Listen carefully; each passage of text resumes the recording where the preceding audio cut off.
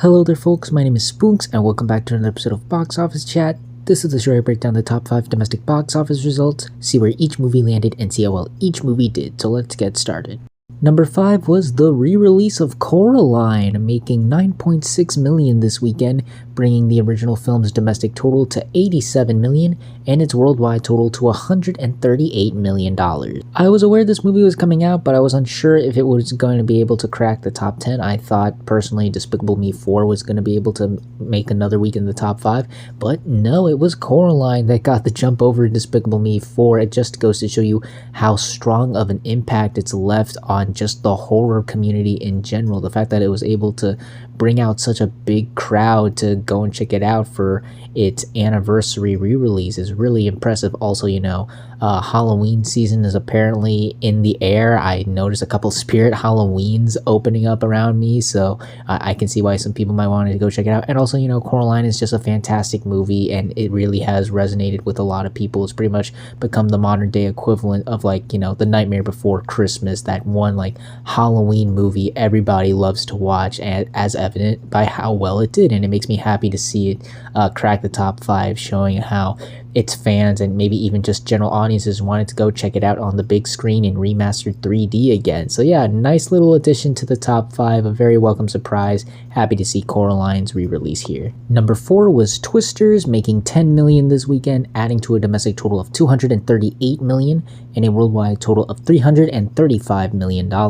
Twisters is still hanging around in there, once again doing what I think a lot of people were expecting it to do. Just stick around, make up for the lost, slow, dry period of the box office for sure. And because of that, it's about to surpass some milestones. It's gonna reach $250 million domestically. I did not see that coming at all, as evident by where I placed it in my summer predictions list. I didn't think this movie was going to be able to reach those heights, but it has. The film really delivered on bringing back the original to the modern era, and people are really liking it and going out to support it.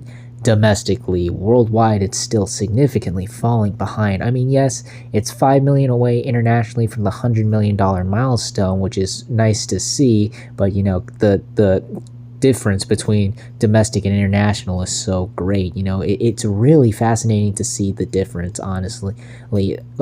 America cares a lot. They wanted to go check this movie out again and again and again, but internationally, it's like they didn't want to give this movie a chance, which is causing the film to fall short of reaching the even bigger heights I think it was going to reach had it done better internationally. But still, it's still doing very well. $330 million on a $155 million budget. That's still rather impressive.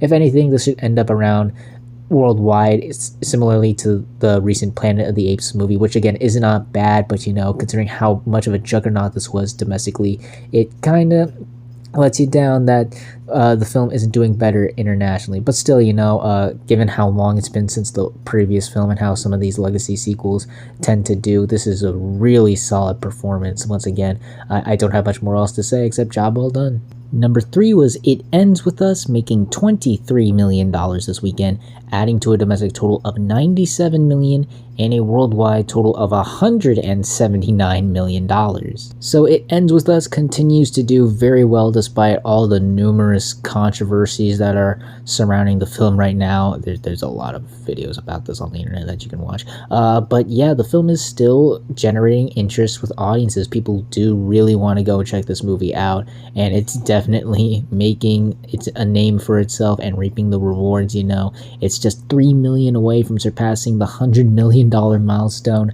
domestically, and a little over $20 million away from surpassing the $200 million milestone on a $25 million budget. This is insane to see, man. This is absolutely crazy to think about, because this is just a romantic comedy based off of a beloved book. I know it has a big fan base, but even still, we're just on its second weekend. I thought it would crack this at maybe its 7th, but no, the hype and buzz is there for this movie. People genuinely want to go check it out, and people are very much liking this movie and encouraging others to go and see it. This is all really solid numbers. A very impressive run indeed. This might be one for the history books. Maybe not to the same degree as something like Inside Out 2, but the fact that this movie has just done as well as it has in just its second weekend is still rather very impressive. Very much looking forward to seeing how much further this movie can go. It's looking like it's going to be a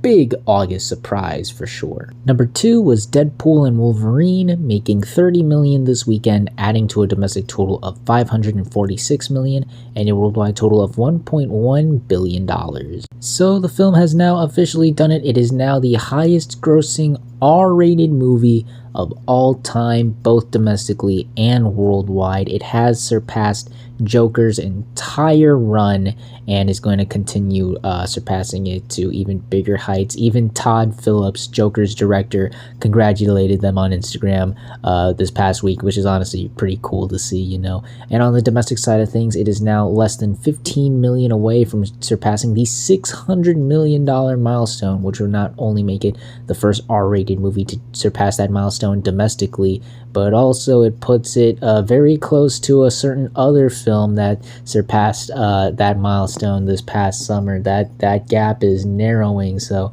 gonna be a very, very close race. Gonna be interesting to see which one of those movies takes the crown or just keeps the crown for themselves. Gonna be very interesting to see who is the king of the box office for this year and the summer. I think it's still going to be Inside Out 2 once again. I just think that movie just had way more hype and just stronger legs during the early parts of summer. Not to say that Deadpool and Wolverine didn't have those, but you know, the R rating, the fact that Inside Out 2 just completely surpassed all expectations. Deadpool and Wolverine is definitely meeting a lot of people's expectations. We all expected it to be big. But yeah, still, this movie is still doing very well for itself, certainly for an R-rated movie, and it's going to continue to do so. Running out of things to say about this movie, so yeah, just job well done.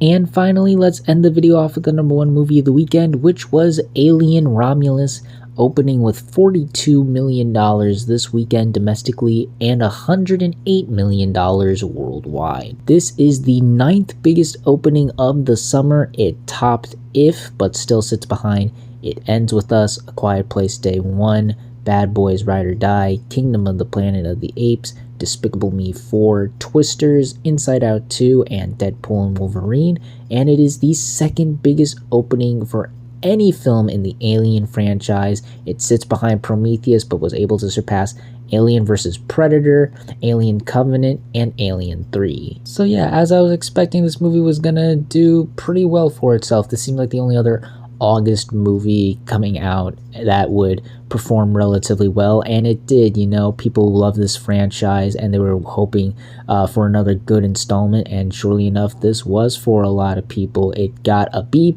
cinema score rating, which could be a cause for concern, but in terms of this franchise, it's actually a major improvement over Alien Covenant and Prometheus, so the word of mouth should be a lot stronger here. And because of, you know, the cheap budget as well, it's reaping a lot of the rewards as well. It only costed $80 million and has already surpassed that worldwide. It's made half of that back domestically, and you know, like I said, with like Twisters, we're in the dog days of the summer. It's definitely winding down, so I think this movie's definitely going to make a lot of money through that portion. Definitely going to make the most out of this slow period for sure. Again, the word of mouth seems to be positive. People do seem to be really liking it, and it did not cost that much.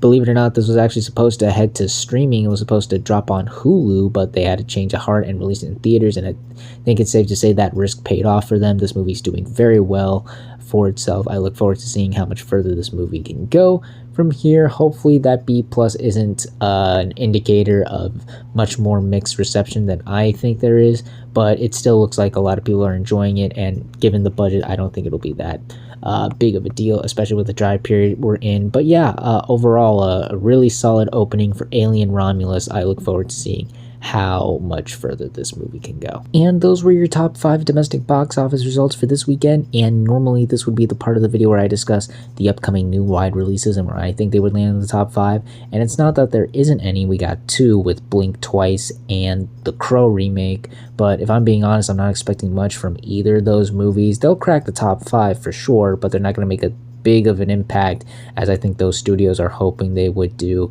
I'm not seeing a big buzz on any of those movies. There's certainly a marketing push for both. I've been seeing some ads and promotional stunts here and there for The Crow and Blink Twice, but the buzz just doesn't seem to be there. I don't think there's a lot of interest or people talking about those movies, so they'll crack the top 5, but they're not going to make a really big impact. But we'll see how well those movies truly do, as well as the rest of the movies that land in the top 5 on the next Box Office Chat. And that's this week's episode of Box Office Chat. What did you all think of the results? Were you satisfied, unsatisfied? Comment down below. Now, if you like this video, hit the like button. If you like this channel, hit the subscribe button. Follow me on all the social media links right there. And until next time, everyone, stay sharp.